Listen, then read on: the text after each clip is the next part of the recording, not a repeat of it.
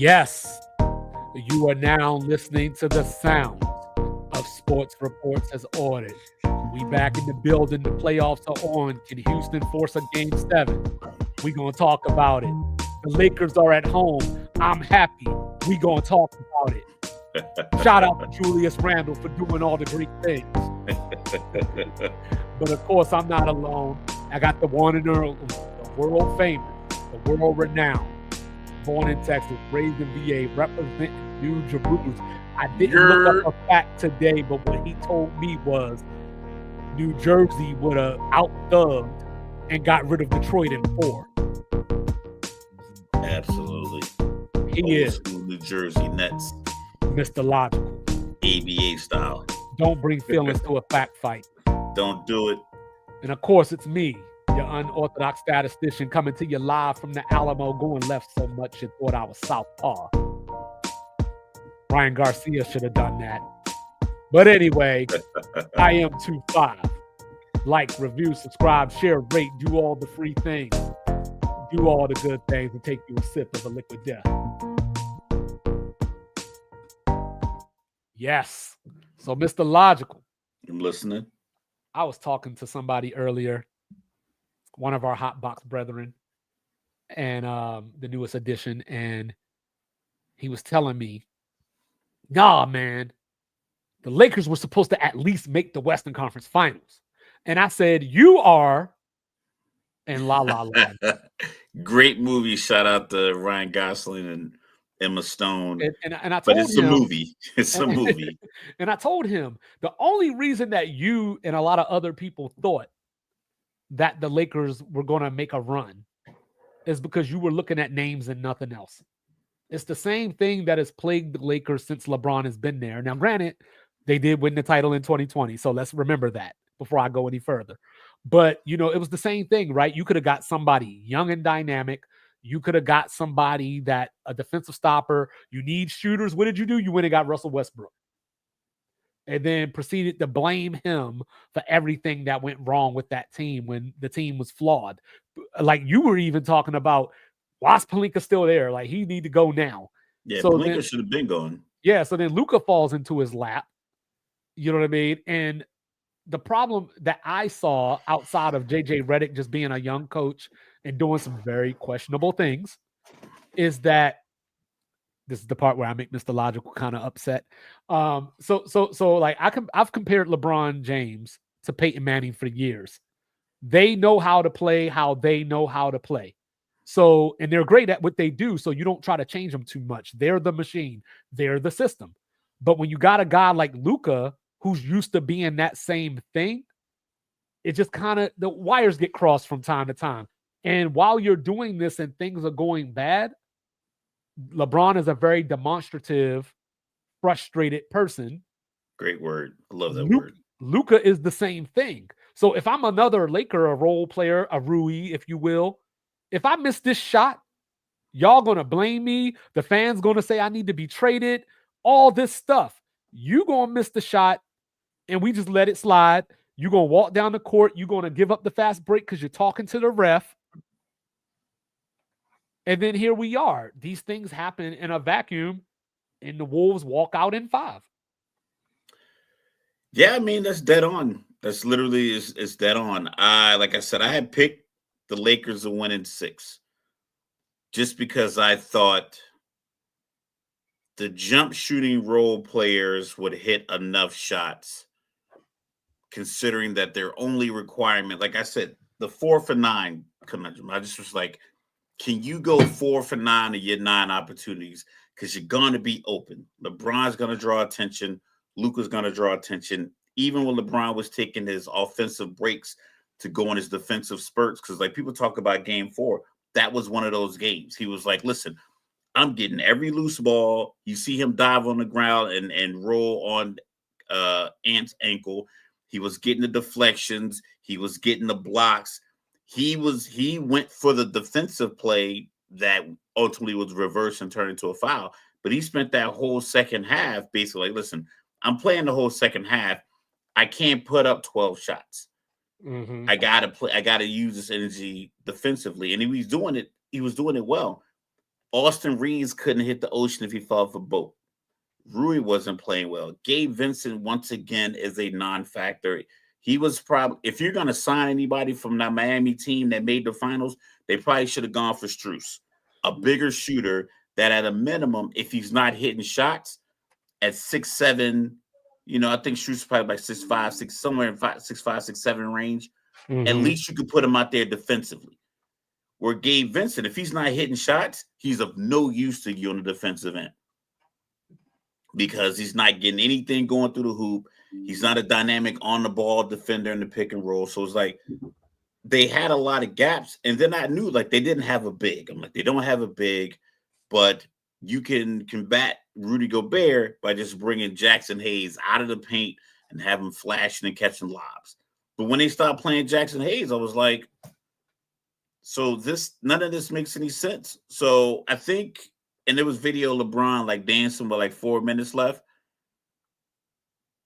Even in bad times, it's like even like I remember one time my military career, I got in trouble for something, and I knew it was going to be like it was going to be a decent deal, but I remember I was sitting in my car at the stoplight. I was listening to I think I had like a Drake track on. And I remember just thinking, like, yeah, this is happening. This isn't gonna go my way. I'm gonna have to regroup. This is my smile through the pain moment. And I think LeBron just was like, yeah, this is. He's like, I think he's probably thinking like, this is not even. It's not worth playing another game. And you could call it quitting or whatever else you want to call it, but it's like, it's a wrap. We can't get anything going. I can't play my style. I can't sag off. I got to do everything. And it's like, nah, this is not the move. Right. And I don't want to do the Wilt Chamberlain thing. So I'm just going to say Moses Malone instead. So you decided not to play Jackson Hayes. And the problem is that JJ Redick said it before a game publicly. So when you're getting busted, you can't just come back and be like, all right, Jackson, I need you, because you didn't already told the public that he's not going to play. So Mr. Logic. I the public since that point. If I thought he was going to give me a better chance to win, I would have gone with it. But I think they just kind of knew collectively that it was a wrap. Right. And this is the thing, Mr. Logic, because I like the stats. Rudy Gobert in game 5, 27 and 24, right? Coming into that game, those are like front court stats for multiple players. Right. The previous 4 games of that series, he was averaging 3.5 points and 6 rebounds. He had a total of 14 points and 25 rebounds before that game in the previous 4 games. Once he got to 8 points and 8 rebounds, I would have put a big in. Who? Jackson Hayes. You know what I'm saying? Like at that point, you might as well put LeBron on him at that point. You know what I mean? Yeah. And then on top of that, LeBron 2 for 9 in the fourth quarter in this series. In the last 2 games of that series in the fourth quarter. And it goes back to they lost that series the moment that JJ Redick said, I'm not giving y'all a break. Anybody, yeah. That's when it was over. He laid it all on the line in a non-closeout game. And look, right, I was talking about this the other day.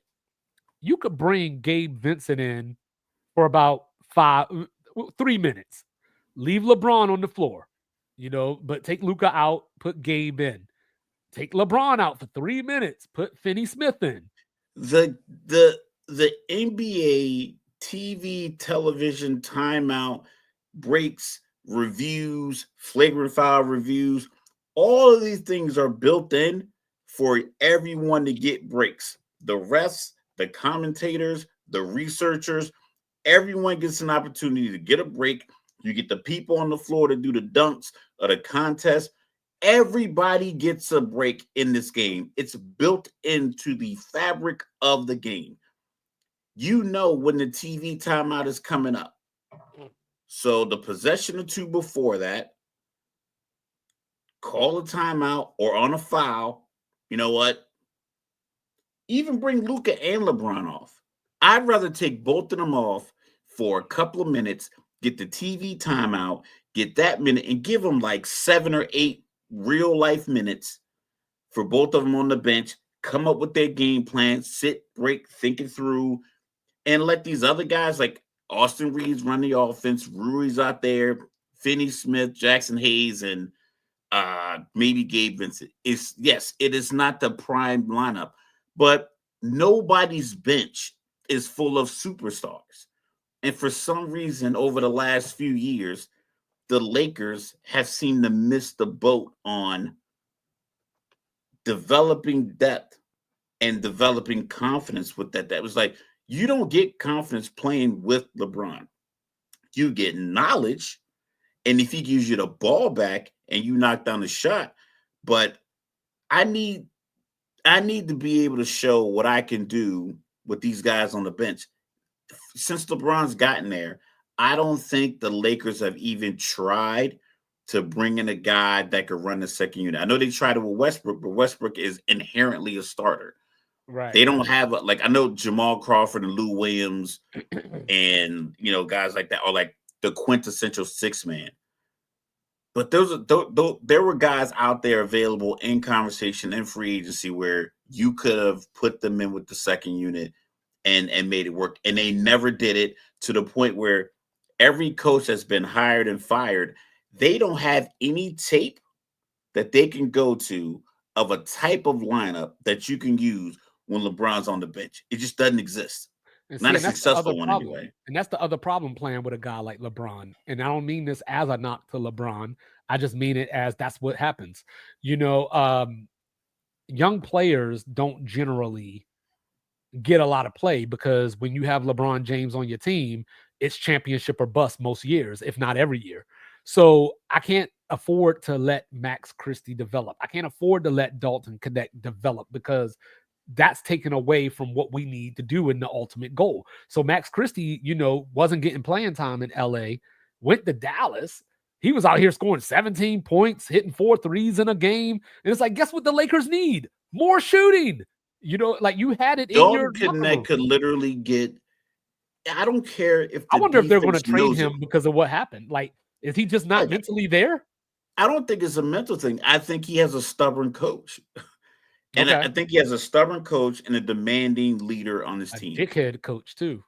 And then JJ's always been he's just that part of Virginia breeds those kind of guys. Like those arrogant. Plus he went to Duke too. And he went to Duke. So he's from like the Charlottesville area. Probably came up with a little bit of money. He's from Jews Will Not Replace Us. Yeah, but those dudes weren't from Charlottesville. They went to Charlottesville because it's like they know guys like JJ Redick are from Charlottesville. They didn't go to Richmond. They didn't go to Newport News with those fucking tiki torches, because it's easier to get there. It is easier to get to Richmond, Newport News, Williamsburg, Hampton. It's easier to get there from anywhere in the East Coast, because 95 runs right through there. Yeah. They went to the middle of the goddamn mountains where it's like a bunch of dudes that wouldn't really fight back. And that's why they did that. So yeah, so he's from that block. Yeah, so I think LeBron didn't do himself any favor by not hitting any shots. I thought he would be better at scoring. And people say, "Oh, all this minutes of the defense." I think they just missed shots. They were tired. They needed something that looks a little bit like what Cleveland does, what Boston does, even hell, what Orlando does. Bring in other guys and let them specialize. Don't connect. Cal Korver has made an entire NBA career from coast to coast, standing in the corner, shooting threes, catching threes off pick and roll, off down screens, catch and shoot. He's made a whole career out of it. I don't know what his defensive rating. I don't know what his defensive rating is. I don't know if he has any blocks or any dunks in his career. He don't have no steals. Not a steal. But he's 8th all-time in three-pointers. He might have 77 assists total in his 15 years, but he played that many years doing what he specialized in. It's like you had an iteration of him sitting on the bench and didn't use it because you want him to do something else. Listen. Just be tall. You're 6'7". Just be in the passing lane, close out on the shooter that's nearest you, and then when you get the ball, don't dribble it. Get the screen, shoot the three. Dalton, I give you 9 threes. Can you give me the Hauser? Can you give me the Pritchard numbers? Can you go 4 for 9 from 3? Can I get 12 points and a couple of rebounds out of you in a game? That's all I need. And as you would say, and it probably don't sound right when I say it, let's keep it a bean. You know what I'm saying? Like you're relying on a 40-year-old to give Herculean efforts in the as first your round prospect to win championships. You know what I mean? Because Luka was doing his thing from an offensive standpoint, not efficiently, but he had a 38-point game, he had a 37-point game. But the problem is that he had to make a lot of dribbles and a lot of yes, step back threes yes, to make and those numbers look that way. And he can't, he's in that same boat as LeBron and Peyton Manning that I brought up earlier. He plays the way that he plays, but he can't play that way with LeBron because LeBron is effective at cutting to the basket. He doesn't do it enough for me, but he's effective at it. Luka doesn't even try it. Unless the play actually calls for it. But I think, and they talked about that when the trade was made. Can Luka play with LeBron? I think LeBron could, because like I said, I'm pretty sure LeBron is all good with taking. If I could take a break offensively, and these guys play 4-on-4, because you're not going to leave them open. You're still going to put a good defender on them. Either if it's not a great defender, it's going to be a big defender. It's going to be Julius Randle. It's going to be Ant. You're going to put somebody over there. If it's not if it's not one of the Thompson twins, it's Cade Cunningham or Dylan Brooks. You're going to put a big body on LeBron anytime him and Luka are on the floor. And speaking of which, if the Thompson twins ever learn how to shoot, the NBA in trouble.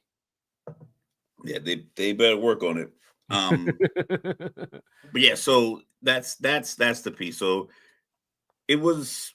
I wouldn't say. I don't know if they came up short. I think they just lost. I think anyone who had Western Conference aspirations for the LA Lakers this year, they're like you said, they're in La La Land because they didn't have enough. Who is Minnesota's second round opponent? Is going to be OKC? It's going to be the winner of this series. Winner of Golden State and Houston. Yeah. That Houston series is going to be ridiculous if that happens. The defense in that series is going to be off the chain. You might have 81-79. Maybe Ben Wallace might show up to the game. Yeah, you know what I mean? Might block something. You know what I mean? Why the Detroit Pistons here watching this game? This kind of game we like to watch, coach. I don't know if Golden State has the guns to keep up with Minnesota. Which is weird to say because they got the ultimate gun, right? But with that hand, the way that it is right now, and Dylan Brooks and Amen keep swiping it at every chance they get, there ain't enough rest for whenever this series ends for Steph to get it right. But Mr. Logical, in other LA news, we got us a game 7 tomorrow night. The series that I said was going 7, that I picked the Clippers to win. So let me do the stat thing real quick. James Harden, last night he was awesome. He has 26 career playoff games where he has more turnovers than field goals. I don't even know how that's possible for a player of his level. Yes, he has more turnovers than he has made shots in 26 playoff games within his career. That's crazy because I didn't think you got to make the playoffs a lot for that stat. Well, I mean, he's made a couple of Western Conference Finals runs, and but on top of that, Denver needed 43 points from Jamal Murray a couple of nights ago. They needed a buzzer beater that they couldn't replicate again if you gave them 1,000 chances to do it. The problem is with Denver is the Laker problem, to some degree. They only play 6 or 7 dudes. So you got Jokic out there for whole second halves. And but there's 6 or 7 dudes fit in 6. They do. They do. What up, Mike? There's 6 or 7 guys that they have fit in fit in all 5 spots in the starting lineup. So just a little, check out that One Mike podcast, y'all. Mondays and Thursdays, noon. But they fit. Yeah, it would be wise to play 8 to 9 guys if you could, but this is the problem. At least Aaron Gordon plays effectively from where he is. Michael Porter Jr. plays effectively. And then Jamal Murray, you said they needed 43 points. They got 43 points from Jamal Murray. That's the difference. It's like some teams need to get That's funny, Mike. they need their role player to step up. Denver actually has shown, and I think they're I want to call them role players. They're other guys besides Jokic, because Jokic averages 10 plus assists. So those guys are still hitting shots. So if he's not on, but Jamal Murray, playoff Jamal, it goes all the way back to the bubble. 18 points in the regular season, 24 in the playoffs for his career. So I think this series, like I said, I picked Denver in 6. Russ needs to either just learn to slow down so he create contact and maybe get the and one, because I think sometimes he's still too damn fast. Every time he wants to beat you to the rim, it's like, nah, just get to a good spot to where you can calmly go up with this layup, get these points. So every time Russell Westbrook lines up for a jumper, I go, what are you doing? When he goes to the basket, I say, from now on, that's how you drive. But then he blows layups at the end of games. He blows the layup. I swear, him and LeBron blow more layups than any star I've ever seen. Those two blow all kinds of. I mean, granted, LeBron probably gets fouled a lot, but they blow a lot of layups. But Jokic last night, 2 for 9 in the second half. You know who was guarding him last night in the second half? The guy that used to be a Laker. Yep, the guy that used to be. Look, no, it wasn't Zubac. It was Batum that was guarding him most of the second half. And the problem is it goes back to what I always say. He's tired. You know what I'm saying? Like, look, I know that Jokic is not an old man. He's not LeBron's age. But we forget they've played 82 games before we got here. You know what I mean? And a lot of those times, we see the numbers all the time. Look at Denver when he's on the floor. Look at Denver when he's off the floor. So this is the problem. Let's just say Denver wins tomorrow night. Let's just say that happens. I'm taking OKC in game 1 by 25, because that's going to be a tired team going into a boring-ass state like Oklahoma. Yeah, well, at least they'll get some sleep. Yeah, like OKC is going to bust that ass in game 1 if it's the but Nuggets. I think OKC is going to beat everybody over the head anyway, because we talked about the lack of fit with the Lakers. We talk about a better fit with Denver, but Jokic's on the bench. It causes them problems. Anybody matching up with OKC is going to be like, everybody that comes on the floor knows exactly what their role is, and their role benefits them. I don't think there's a guy on OKC that goes to the scoring table and he's playing a role that doesn't benefit him. Because sometimes we talk about, this is your role. We talked about it with LeBron and Kevin Love and Chris Bosh. It's like, yeah, this is your role. But it's like, if Chris Bosh could have gotten his 24 and 16, and if Kevin Love could have played the way where he got his 24 and 15 the way he was getting in Minnesota, it's a different story. I think LeBron probably could have chilled more, because I think LeBron can get 27 points if he says, hey, man, for the next 4 minutes, the next 5 possessions, I'm taking everything to the cup. I'm thinking he's getting 8 points, because he's going to get fouled once or twice on those possessions. Might get an open 3, a dunk, whatever case. So I think LeBron can get his 8 points per quarter if they just say, you know what, for these next 4 possessions, I'm going to do this. And then you let these other guys play their role. Shea does that. So because Shea is there one-on-one, I can dribble the air out of the ball if I want to get my points. Whereas everybody else understands, cool, I'm going to get in position defensive rebound, or I'm going to be here for this pick and roll. And I'm good with that. Like, I'm good with doing that. Chet's going to get his open looks. Hartenstein's going to be able to get his shots off, rebound, kick out, hard screens. It seems like everybody's doing what they want to do. Michael Porter Jr. is a shooter, but every once in a while it's like, hey, man, can you get us some rebounds? And it's like abnormal. He can physically do it, but that's not the role you expect him. And I think OKC, all their guys are just in roles that work for them, and that's going to be the ultimate difference.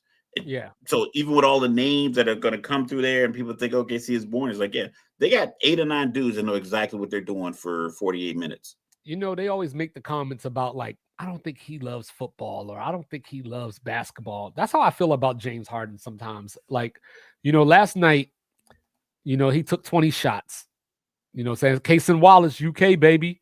Saying Isaiah Joe went to Arkansas. But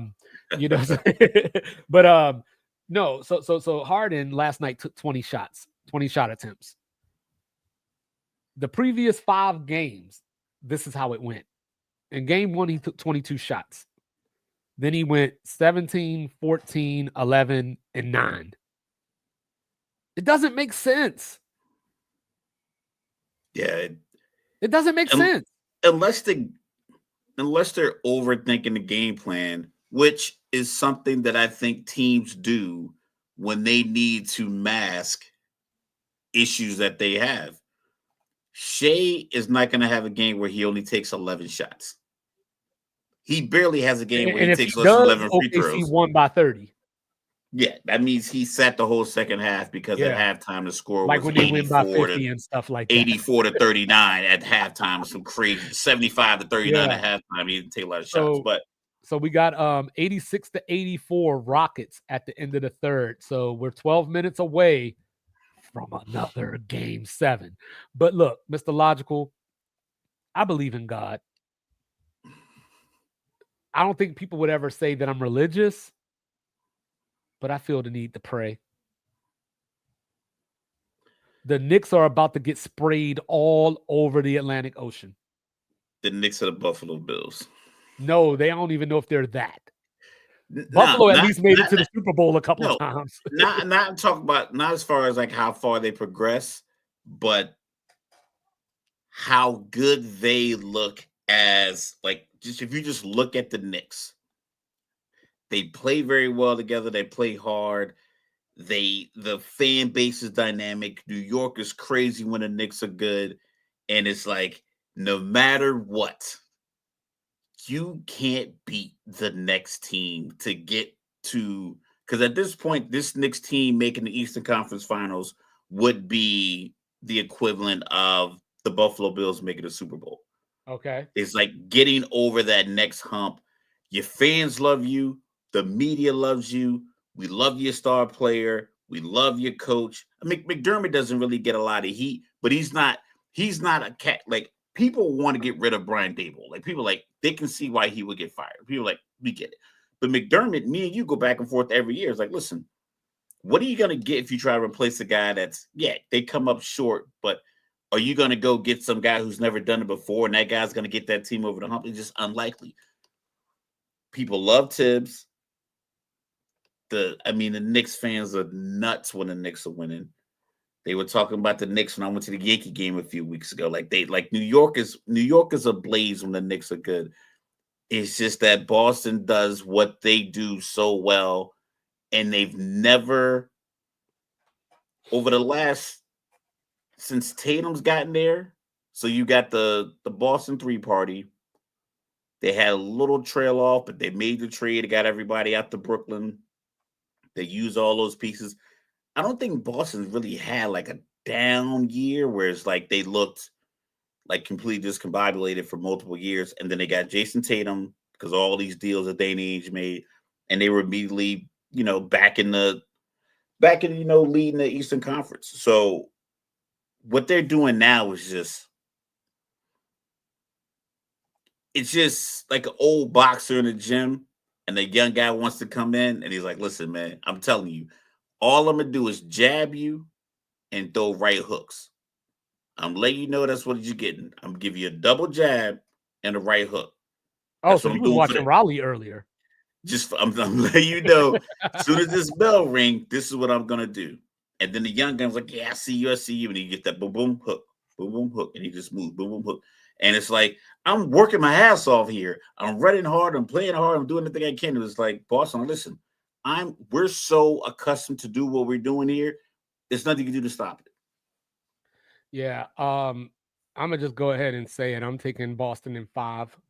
You know what I mean? It might as well be 4 because the Knicks haven't even beat them this year. But, like, you know, they always talk about football, you know, it's a 60-minute sport, you know, it's a 60-minute game. Detroit lost this series in about 5 or 6 minutes out of the whole Yeah. series.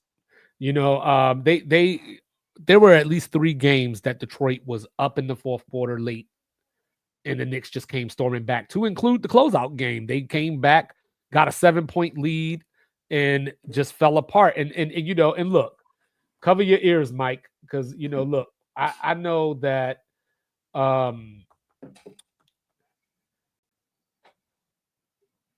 when Cleveland let BJ Bickerstaff go, I was like, why?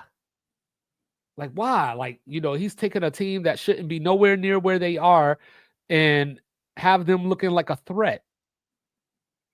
So then, as I was watching that game last night, there was about half the fourth quarter where I was just scanning the floor. And I said, where the hell is Malik Beasley? He wasn't on the floor. Like, you know, and I'm looking at this. He hit the second most 3-pointers in the league this year. He was 6 for 13 in that game from 3. And he sat out probably 8 or 9 minutes of that fourth quarter last night. Then I was looking around, right? And I was like, game plan versus what you actually do. I said, where's my guy at? Where's my guy? Because I actually like Asar better than I'm in. I was like, where's my guy? Bro, in this series, Asar Thompson. Now, mind you, Asar Thompson is the guy that is probably best equipped to guard Jalen Brunson. Minus that last second shot last night. You know what I'm saying? Because Jalen got that one off and he didn't need to push off like 23 did. I think he got him in his gut a little bit. But anyway, but the point being, Asar was playing 23 minutes a game in this series. He's the best Jalen Brunson defender you got. Whenever Jalen Brunson's on the floor, he needs to be on the floor. Yeah, face guard him. He needs to be on the floor. And, you know, the other thing, Mike, that, you know, that we haven't really talked about, they didn't have Jaden Ivey either. So if you're Detroit, there's no reason to feel down right now. There's no reason to, I mean, it sucks, right? Like, you know that you let the series slip through your hands. Correct. But you know that you're here now. You know, because the Knicks before the season had game 1 would have set the tone. If they could have held on in game 1, I think, like I said, I know the Knicks fans are nuts, but that would have been like, yo, you serious? We came up short and didn't make the Eastern Conference Finals last year. And now we come out, and now the resurgent Detroit Pistons come into Madison Square Garden and take his game 1. And they were dominating that game. Yeah. Up into that 21-0 run where it was like they just stopped protecting the rim. Josh Hart had like 4 layups uncontested at the rim on back cuts. And the Rockets are up by 8. So, yeah, like I said, the Knicks. No. Be honest with Detroit. No, I think Detroit's fine. I think Detroit is more likely to get.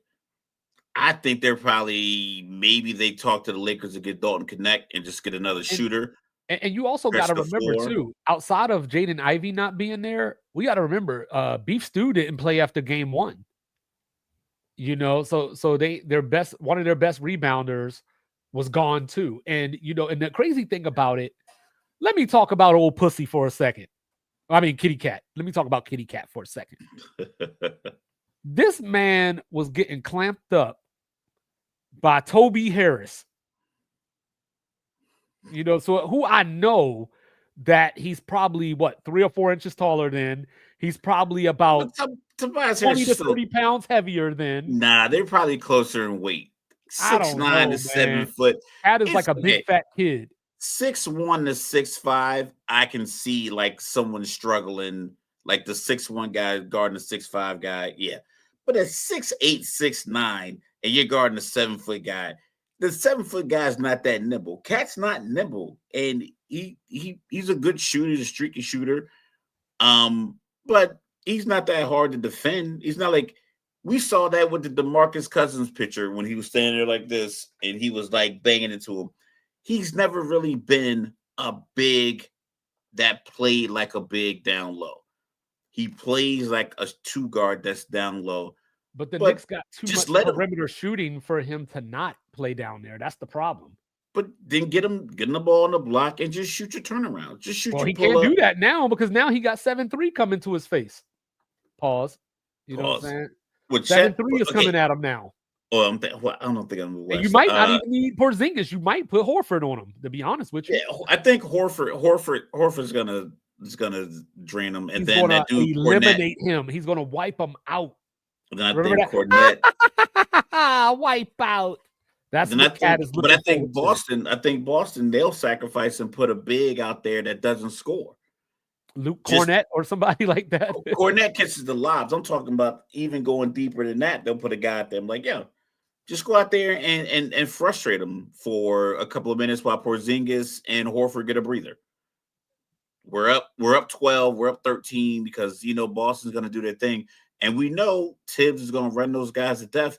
And the ball moves so much in Boston that the Tibbs way of defense, someone's gonna have to tap him on the leg while he's on the sideline and be like, "Hey, man, this guy's way ineffective offensively because he's chasing." Somebody needs to be over there to tell him. You got to make sure you figure out who's going to be our offensive sub. Like who's going to be the guy that we put in when we need 8 points in the next couple. They just need somebody to phone in and be like, "Hey, Tibbs, Josh Hart looked like he about to faint, bro." Yeah, because that ball is going to move. Because Boston's second unit, because the starting unit, Tatum's going to take his shots. Jaylen Brown's going to get to the free throw line, take his shots. Horford's going to take his corner threes. White's going to get some open looks. And Drew Holiday is going to facilitate a lot of that. So the ball is going to move, but it's not going to move with the same ferocity as it is when Pritchard, Hauser, Horford, Porzingis, and Derek White's in the game. That it's going to look like two different games. Jaylen Brown, Jason Tatum go to the bench. They're going to be just as effective moving that ball around. So New York is going to have to be able to counter. Like, listen, do I take Josh Hart or Mikal Bridges off the floor when Tatum comes off? Tillman. Yeah, that's what I'm saying. Like, just put Tillman in. Just get a body. Get a body in there. Hey, I'm watching this. 4 shooters out there. I'm watching this. If Draymond Green could get to 10 points, the Rockets in trouble. Yeah, so like you said, pray for the Knicks. But I felt like it was gonna be Boston OKC. For most of the season, I felt like it was gonna be Boston OKC in the finals anyway.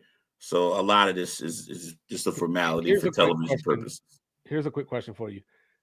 What the hell OKC and Cleveland been doing all week? I hope they've been practicing like they had multiple games. Because I brought this up before, having when shout out Florida, to JD when Urban Meyer and the Florida Gators beat Ohio State in the national championship game. He said that every week they practiced like they had a game on Saturday. Because this is back when it was like 50 days between the end of the season and the national championship game, which is mind blowing that it played out that way back then. And we were just cool with it. We were just cool with knowing who the national championship matchup was going to be Thanksgiving, and we were cool with it being after New Year's Day. Like it just for some reason we were like, all right, we'll wait on this. So crazy. I hope they've been practicing. I think Cleveland has a tougher task. Cleveland going down, and like I said, you picked them to go down. I think Cleveland has a tougher task with Indiana than Boston has with the Knicks. The NBA is loving it because it's Boston versus the Knicks. You got the two of the biggest basketball markets going at it, especially considering you got, if you lose Steph, you're going to have to highlight SGA, Tatum, Brown, and no one on the Clippers are all old heads. Mm-hmm. Donovan Mitchell's you're gonna have to call Adidas like, yo, I need to put out a Donovan Mitchell commercial. I don't care what it is. You can cut clips from the games that we currently had in the playoffs. You need to get something in rotation to where Ant's Adidas guy. Who else is Adidas guy? Like I said, Donovan Mitchell's Adidas guy. Tatum's a Jordan guy. I think Jaylen Brown has like a Chinese company shoe deal. A lot of these other guys have their own independent, like an Anta, something like that. You're going to need to start putting these commercials out. That way people don't just forget about basketball, because there's going to be about another week of whose fault is it with LeBron in LA. Yes, sir. What up, Sir Cups? What's going on, Cups? And you're going to run out of material. You're going to run out of stuff to say about whose fault it is in LA. So you can't have this conversation. Today's Friday. We're talking about the Lakers today. Our next show is Tuesday. The television media, they have shows every day throughout the playoffs. They can't talk about the Lakers from now until Tuesday, because I don't think we're going to have something about the Lakers. I was listening to Kevin O'Connor yesterday of Yahoo. I was listening to his podcast yesterday, and he had the one and only Nick Wright on there.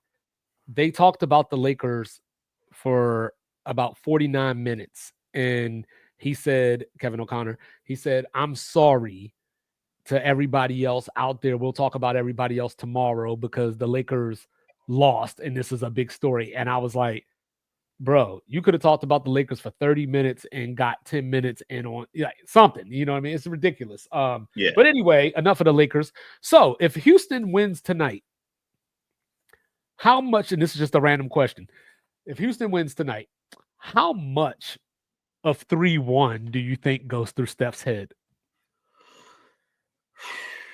Historically, I'm not sure of the math. That's a big story. I'm not sure of the math, but I don't recall a lot of closeout Steph Curry moments. I know a lot of series where he took over. I know the Olympics play. I know the Olympics. I like the way he closed out the Olympics. I think that was dynamic. I haven't seen that performance in an NBA. That MCL strain, man. LeBron was like, "Listen, I heard he ran into White Dante, man. White Dante could be a running back." Yo, LeBron's like, "Listen, man, I'm going to Mexico. I'm going on vacation. I'm going to south of France. Yeah, the knee will be fine on the private jet." So I just think that Curry hasn't gone crazy in the game 7, as Mike's saying he will go crazy. He went crazy the last game 7. The last game when they played Sacramento, I think he put up 51.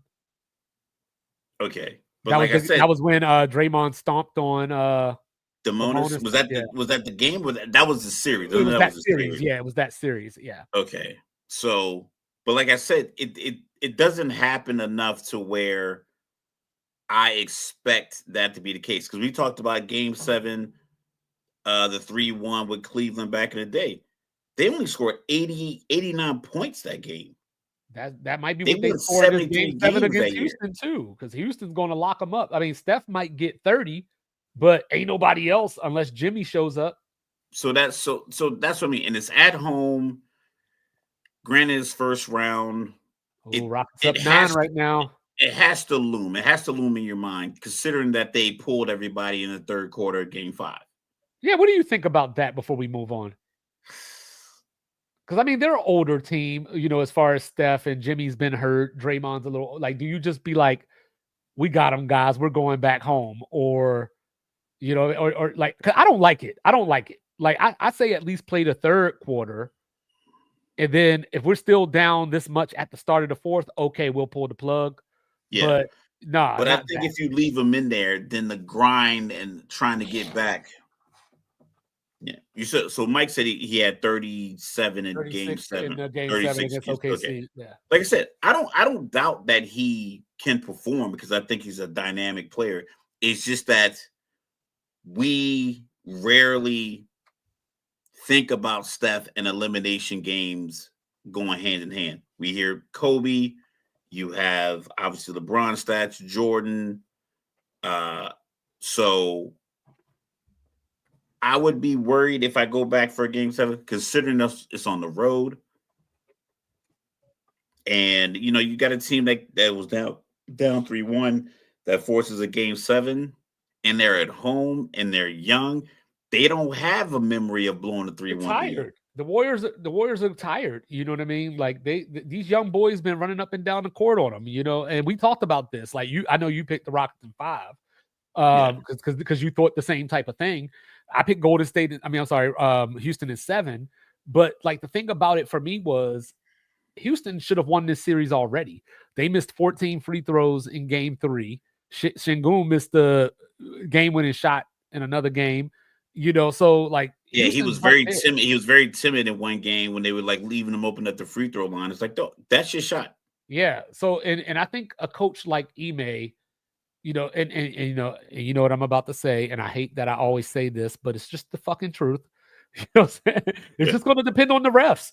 Are they going to let them play? Are they going to call everything? Like so far, the refs in this series, I've been impressed that they've been letting them play, which favors the Rockets because the Rockets are able to claw, grab. Ironically, the refs have fucked up the end of games in this overall playoffs. Yeah. I think they've been butchering the end of games with reversals and stuff like that, or Jalen missed Green just calls. played his way out of Houston. Reed Shepherd starting next year, unless he gets traded for Giannis.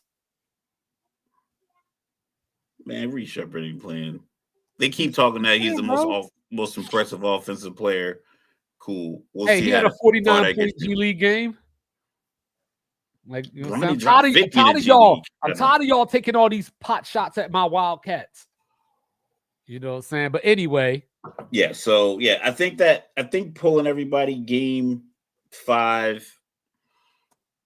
I will say it comes back to haunt them if they lose the series. Well, the difference is Van Vliet has just he's waking up. Like the first 3 games of this series, he was nowhere to be found. And I mean, he found that 3-point shot these last couple of games. So Jalen Green, ain't. And that's what we say. And that's what we were talking about. Like, it's difficult to beat a team 4 times in 7 days, because people find out like, oh, like I say with like in lacrosse when I'm watching my son play. Like I watch the other team and like some of the moms like look at me like, who's gonna be the kid that you call out today? And I'll look and say like, you can see who's not who can't win their defensive matchup over the course of all these games, because at a minimum you're playing at least 4 games, right? So you get a lot of information when Dylan Brooks is matched up against Jimmy Butler, or if Kuminga, if he really can guard Jalen Green, you find out in the first couple of games and you can exploit that. And you can find out early, like, okay, this guy, we can leave him open.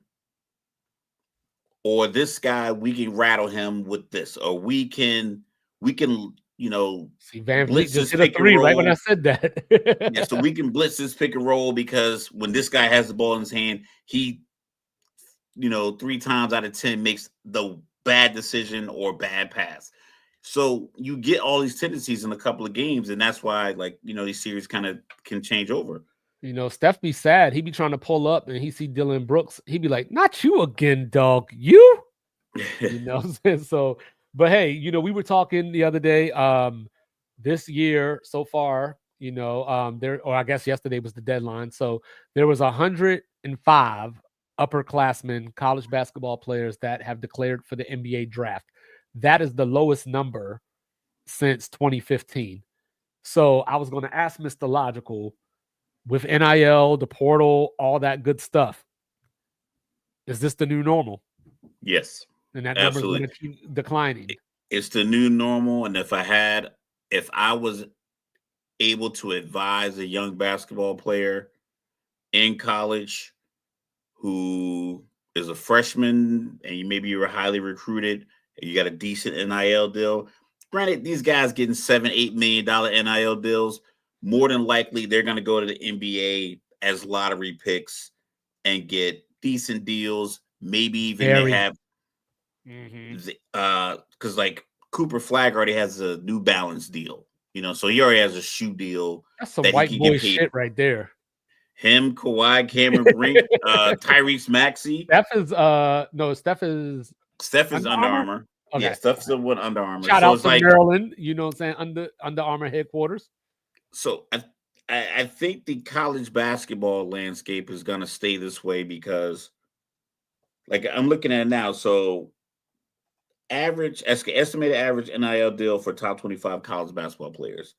The elite players, top 5 to 10, is like $500,000 to $2 million.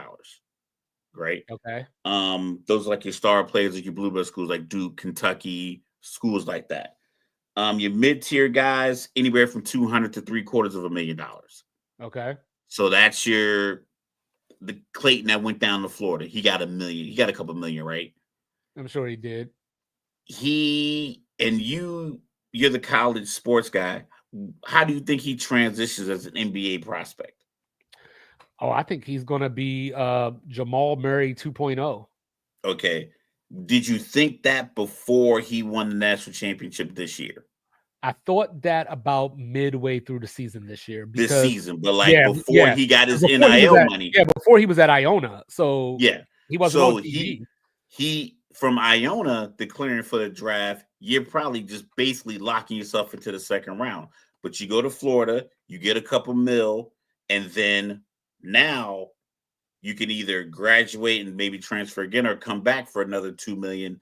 The kid from BYU got 8, but if he plays out the way that $8 million NIL deal plays out, he'll still be a top 3 pick.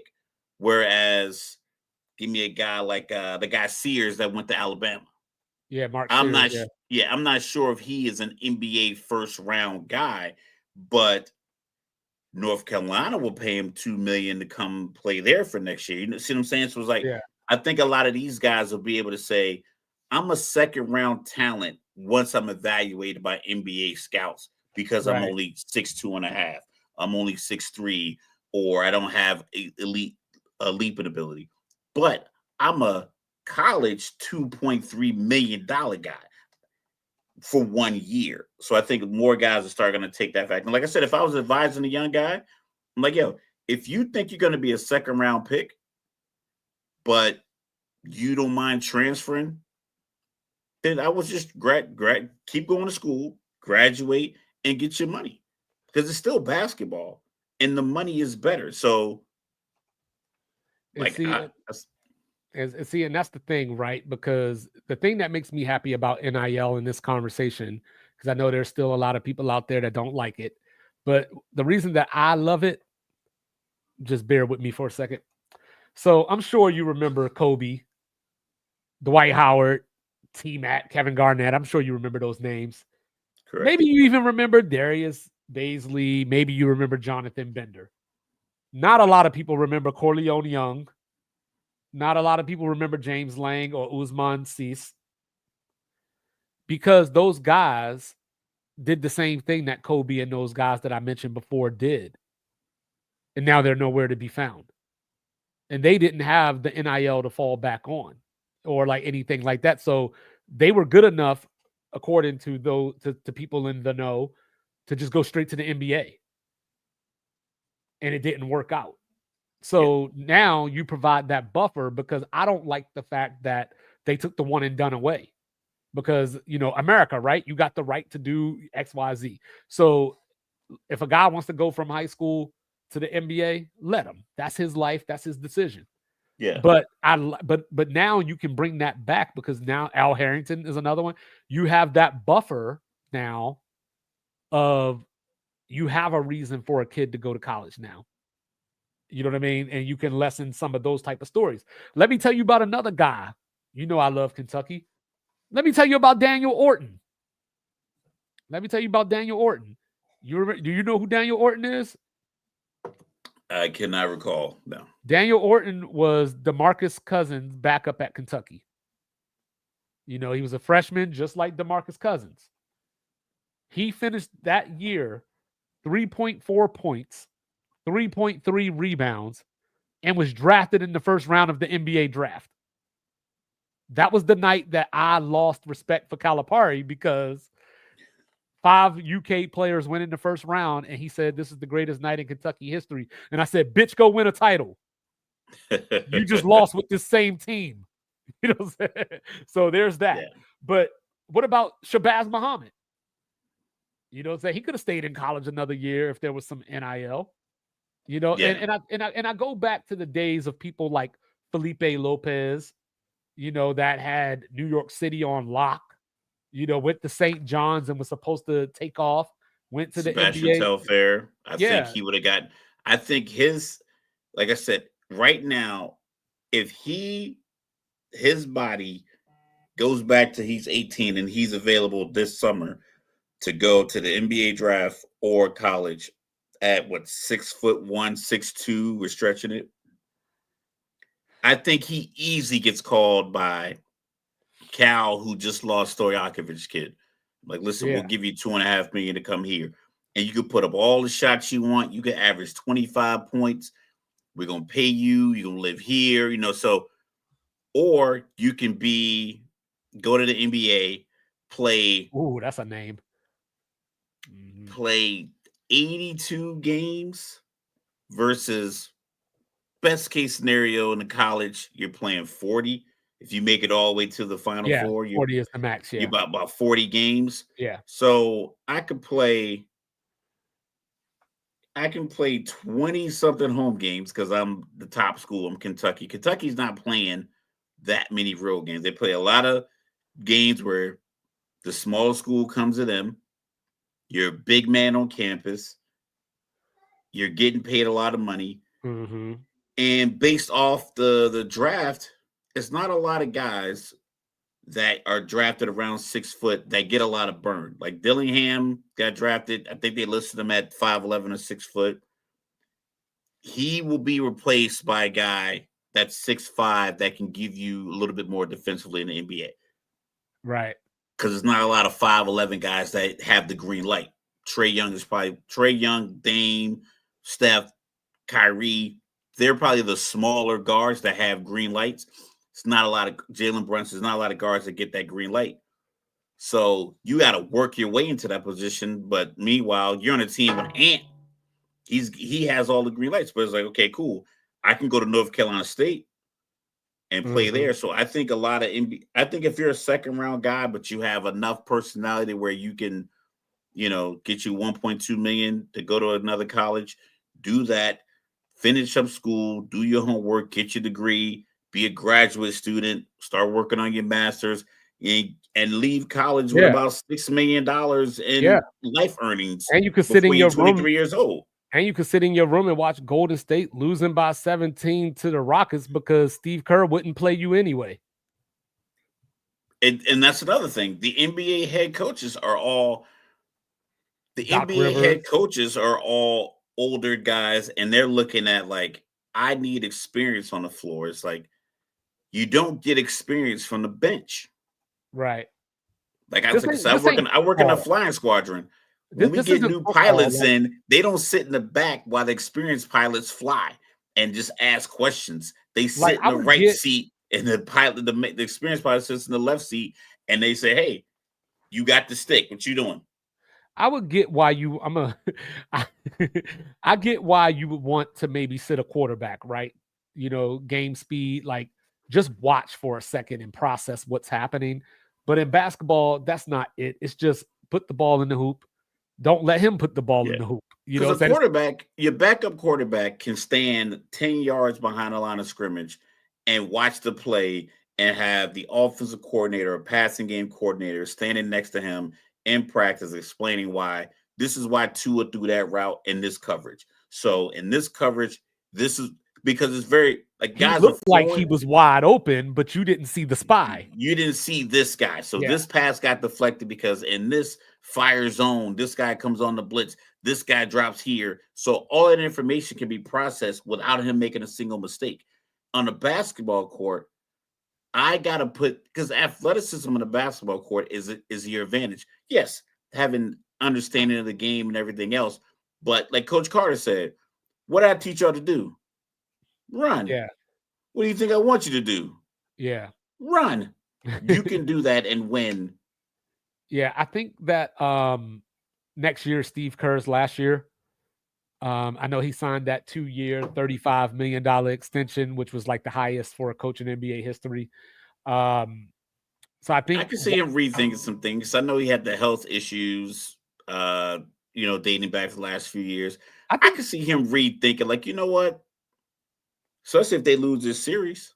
Well, I think I would like to see Steve Kerr with another team. Like, I think like it's just time to because I mean, look, Steph is what 36 now, something along those lines. So I mean, at most, what you got 3 years, maybe of Steph, but probably maybe one more of Steph as we know him. So like just walk out the door together. Not saying that Steph needs to retire or anything, but just close that chapter together. Like I said, so people are posting on social media The last dance. all the guys that are leaving, all the NBA legends that are leaving. If I'm a college basketball player, I'm gonna let them all go because, like, you and I joined the military in 2000, right? Yeah. I got an enlistment bonus, an initial enlistment bonus. So when I got to my shop, people had never heard of it. They're like, "You got what? You didn't even do anything." Well, the military was at war. The United States was at war in the early 90s. They ramped it all the way up. Then we had the post-Cold War stuff. They're figuring it out. They kind of got that deal squared away. So they're like, yeah, we don't need all these people. So then from like 95, because my dad retired in 95, it was like they were offering early retirement. So Yeah. a lot of people took it. So then after a few years, it was like, oh, we don't have enough people. So now if I'm a college player, I'm like, all right, cool. Now you don't have enough stars. You don't have KD. How many years he has left? 1, 2 as KD. Devin Booker's going to have some years left, but he's not drawing a crowd. He's not like in that sense. Draymond has a couple years left. All your championship teams, OKC might be on their run, and then you'll still have a little bit of Boston. But for the most part, LeBron's going to be gone within the next couple of years. Luka's going to be a couple years older. Now Cooper Flag is coming into the league. Now you could be that guy that's like, hey, we need some new blood in this. And now you just spent 3 years in college, got better, collected about $3.5 to $6 million. Boom. Now I'm a top 10 pick, and I'm getting some playing time. Because a lot of these guys get drafted top 10 and don't get to play. Reed Shepherd. And speaking of which, shout out to Anthony Edwards. 3 of his last 4 playoff series, he swept Kevin Durant. He won a game 7 on Jokic's floor. And then he just beat LeBron and Luka on the same team. He was trying to bully LeBron the whole time. Look. Yeah, so he took on the challenge. I would like to see Steph, Kerr, and Draymond just walk out the door. Like next year, finish out Kerr's contract, bounce. You know what I'm saying? Just this is the end of the Warriors now. You know what I mean? And then you're gonna have to start replacing the coaches because what you need, because before, like we talk about this before, with football, the Joe Flacco, Matt Ryan, they got drafted the same year and they both started and they both got success immediately. So after that, it started to be more prevalent for teams to draft a first round quarterback and start them. I think Matthew Stafford went the next year. I believe Sam Bradford went when that same mix. And it was like because Flacco and Ryan had success. So now you're going to start getting new NBA coaches, younger coaches, a lot of guys maybe under Mark Dagnall's coaching tree, maybe some guys under what's the boy name? Brad Stevens in Boston. Maybe some guys out of that group start getting jobs. 37, 38-year-old coaches start getting jobs. And they're going to be like, you know what? I want to play these young guys. I want to be able to rotate 10 guys in April in the playoffs. I want 10 guys that understand that I believe in their confidence and I'm going to use that to my best of my ability. You're going to get that if you spend 3 years in college, especially if you're getting paid for it. Even if you're only getting like 50 or 60 grand, that's still enough for you to keep developing. And then maybe you play 2 years. Like I said, you go to Iona. And then all of a sudden you want to come home to Florida. Florida's like, yo, we got a check waiting on if you want to come down here. And then you go down there and win a national championship. Yeah. And that's what I was going to bring up in closing. Greg Popovich, officially stepping down as head coach, but it sounds like he's going to move up to the front office. That's just so they can keep paying him. Right. So they can justify the check he got left, like Bruce Arians. So far, the early word sounds as if they're just going to keep their interim coach. But I was thinking, like, hey, Budenholzer is a Popovich guy. Mike Brown's a Popovich guy. And then I'm happy he's healthy too. And then there's all these rumors that the Spurs could get Giannis. That's just too many arms for it's just too much length in Hey, one we in got one to basketball get end of the arms court. longer than Pippen's. What is it? Get money longer than Pippen's Long arms. Pippen's arms, yeah, that's just, money longer than Wemby arms, and then guns longer than Giannis arms. Like that's just too much. I was trying to figure that out. I So, can like, see Giannis because I don't know Giannis. There's no. I don't think he makes a team a championship contender because we saw that with Milwaukee. Like he needs help. Like but what does that trade look like though? the trade is going to be some ridiculous. I'm Someone's thinking, going to get gutted like a fish in order to make it happen. I'm thinking Castle. Like I has to saw be. one, and I think I don't know if you shared it in the group or somebody else did, but I didn't even pay full attention, so I just laughed at it. It was like 4 teams. Somebody was, I think Thompson. They would had like Jalen Green and Thompson going somewhere, and then Shingun and somebody else going to some other team, and It then is. OKC was moving a couple Oh, of but think players. about I'm that. like, ain't no Now, way in hell none of that happened. well, let's individualize it for a second, right? So, if you're Houston, right, maybe Jalen Green and one of Jabari Smith or Milwaukee's Amen. gonna want your kidneys to give you Giannis in a I trade. know that's what I'm trying to say, and then you still probably got to give up like 2 draft picks too, and then the Spurs you probably got to give up. Milwaukee's Castle. gonna want 5 players. They're gonna want a bigger deal than what Gobert went for. Like if it's the Spurs, you got to come off Castle. You're not getting a Luka deal. One of Vassell or Sohan. You know what I mean? Maybe trade Jones or somebody like that as a filler, and then probably 3 first-round picks. Yeah, like I said,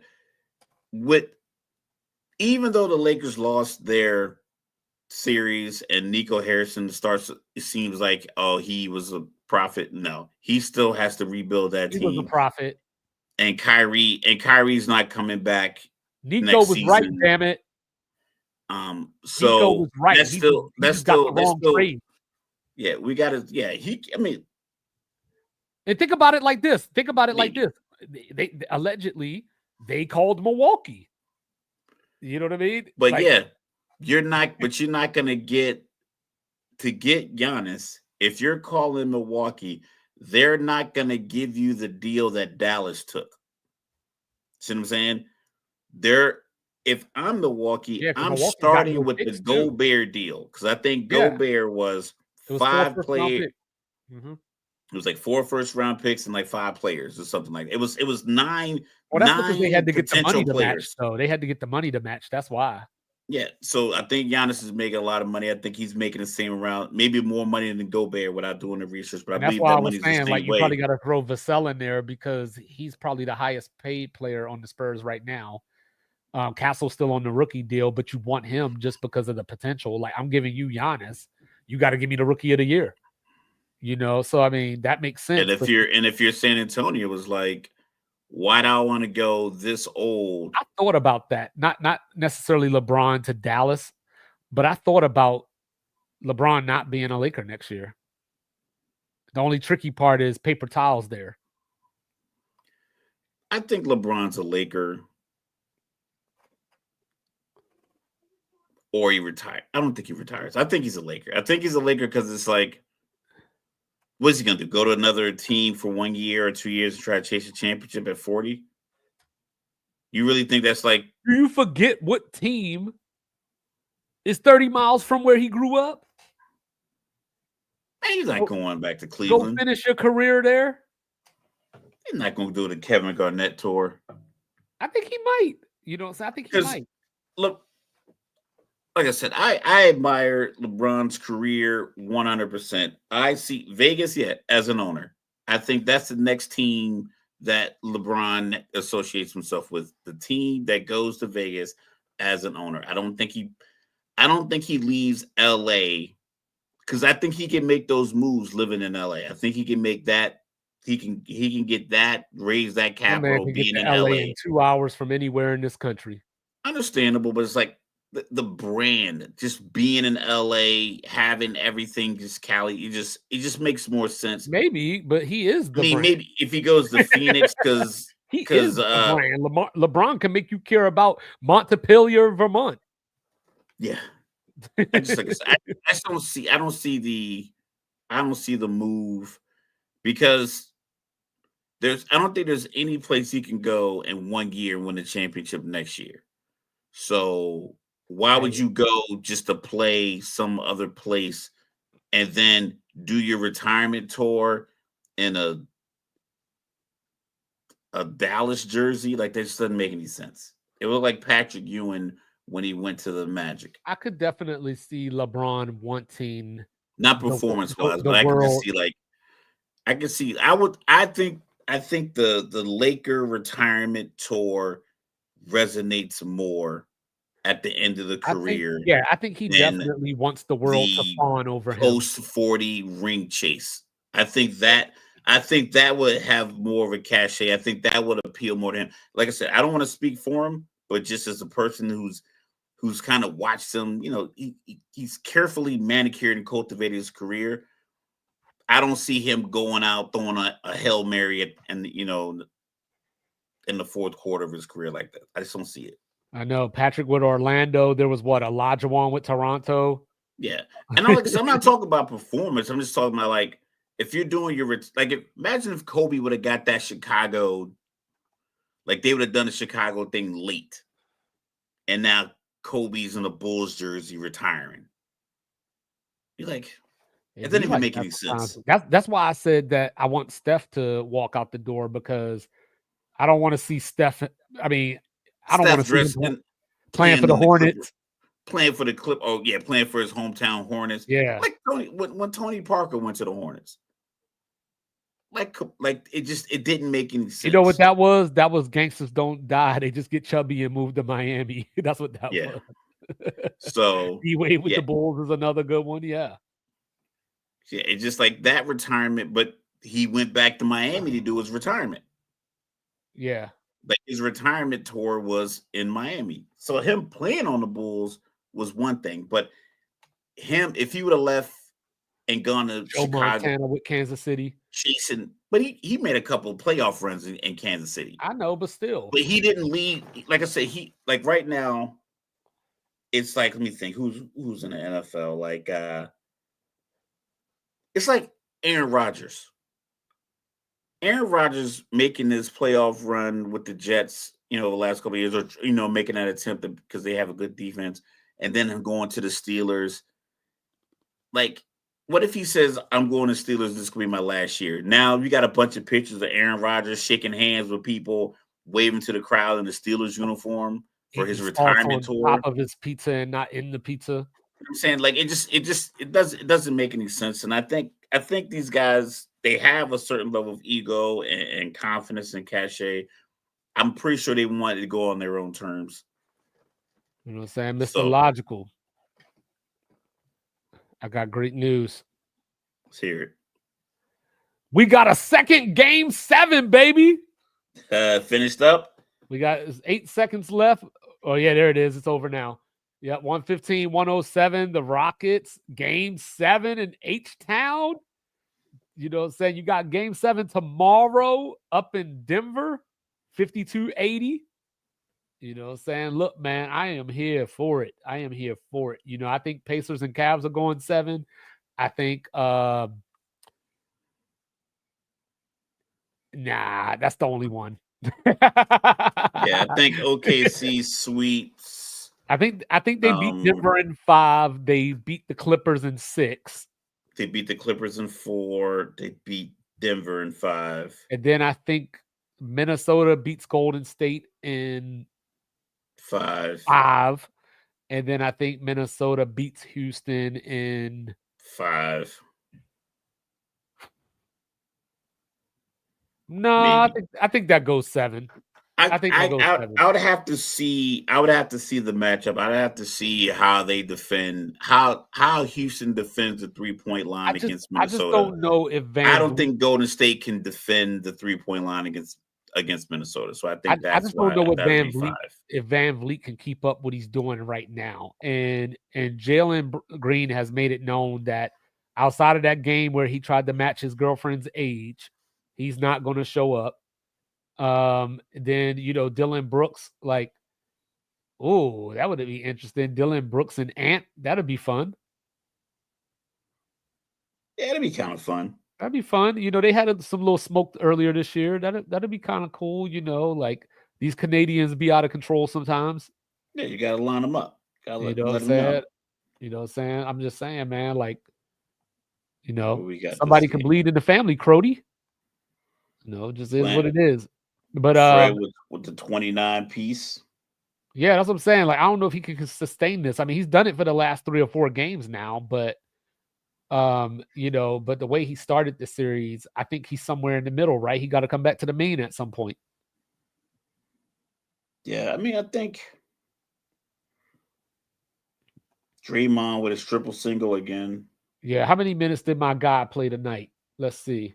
Who was that? Jabari, 18 minutes. Jabari Smith. But Steven 19 Adams, minutes, 8, 1, and 3. yeah, I'm going under 2. If Houston wins this series and goes against Minnesota, the key might be how much can Steven Adams play? Well, as long as I think because Gobert, like you said, Gobert had 14 total points in 4 games and 25 rebounds. I think those two, I won't say they cancel each other out, but I think as a coach, I trust Steven Adams against Rudy Gobert. And if I'm the Minnesota coach, I trust Rudy Gobert to be on the floor with Steven Adams. And for them to be effective, both coaches should feel like both these guys should be effective. And you don't need to make any major moves. Like, listen, you need size and rebounding. You need speed, shooting, size, rebounding in the NBA game. Yeah. So taking off your size and your rebounding because the other team is a little faster doesn't make any sense to me. Wilt Gobert. 27 and 24 is crazy though. But I'm here for it because like Adams and Şengün together, Gobert can't stick with both of them. You know what I mean? Not that Steven Adams is that big of a scoring threat, but just on the boards, I'm meaning. Yeah, that's what I'm saying. So like you keep the big bodies in there, and if you defend the 3 well, because I think a lot of teams when they see this, the other teams go small ball, it's like, sometimes big beats small. Yeah. So now when they go small ball, just work your bigs on the offensive end. As long as you're not going 3 for 2, even if you're taking a lot of threes, you got 2 bigs down there that can rebound. So eventually they're gonna have to switch it up. Because I heard one time, like I think it was like a youth basketball game my son was playing, and the other team only had 4 kids. My son just finished playing this game, and then asked the coach, like, "Hey, can we, let this guy play because we only have 4 kids. The other kids like on punishment. They were in like 4th or 5th grade, so they were playing the game, and my son was grabbing all the rebounds." So after the first, it was like 2 halves. So they're playing. So like halfway through the first half, there was an adult coach coaching some youth teams, and then it was like some teenage kids that are volunteering to coach this other team. Right. So the coach came over, was like, "Hey, is your actual 5th player going to show up?" And they were like, "His mom just texted me and said he didn't do his homework, so he can't come to the game." And I'm doing the scores table. I'm like, he's like, "Damn, that kid that's not on the team is actually getting all the damn rebounds." So he's like, "Well, we'll just play 4-on-4." Swear to God. He's just like, "We'll just play 4-on-4." Yeah. He's like, "The kids still want to play, so we'll just play 4." I'm like, it's the same level. It wasn't like my son was playing down. It's just like the next team in the 4th grade thing, their game was at 8:30. His game was at 7:30. Other game was at 8:30. It wasn't like he was playing with like 3rd graders. He was playing with other kids in his class, but he just was getting all the rebounds. So the dude was like, "Hey, is that other kid gonna show up?" I was like, he was like, "Yeah, his mom texted me, man. He didn't do his homework, so he can't come tonight." And he was like, "Okay." He was like, I'll talk to my kids and see what they want to do." And he basically told them that they can play 4-on-4 if they want it. They weren't even thinking about it. They were just playing basketball. And they were like, "Okay, I guess so." So then, like, yeah, my son had to come off the floor because the big was getting the rebounds. That's hilarious. I was just like, and I looked at the dude, I'm like, "Are you serious, B? These are 9-year-olds, 9 and 10-year-olds." Yeah, it's nuts. That's hilarious. But hey, we will be back on Tuesday, you know what I'm saying, getting ready, you know, all these new game ones getting underway and all that kind of stuff. Happy about it. The NBA postseason has been fun, you know, like they're actually letting the players play, Yeah, you know. I So, like you that know, part. yeah, all these new school kids, you know, this is what some of the 90s basketball could look like if we did this Yeah. regularly, you know what I mean? But it is what it is. So he is the world renowned, the world famous, the Mr. Do Not Bring Feelings to a Fact Fight. Don't do it. He is Mr. Logical. Jersey's in the building. Big Jersey. You're live from the Alamo. I am 2-5. Yes, I believe in Joe Hendry. Yes, I do all the free things for you. I do all the good things for you. So do them for us. Like, review, subscribe, share, rate. Do all that stuff. We love you. Drink your liquid death. Yes, sir. Check out the One Mic Podcast. Mondays and Thursdays at noon. Check out the Hot Box Sunday, Monday, Thursday, and Friday. Cups in the Gang. Solutions Might over even see excuses. me on there sometimes. You know what I'm saying? 7 o'clock Eastern. Check out The Pursuit of Forever, our guy El Residente and his lovely wife Toya, you know, giving out relationship advice and all that. Every other Wednesday, 6:30 Eastern. Holla back. We see you in a few days. Enjoy the sports. Peace. Love.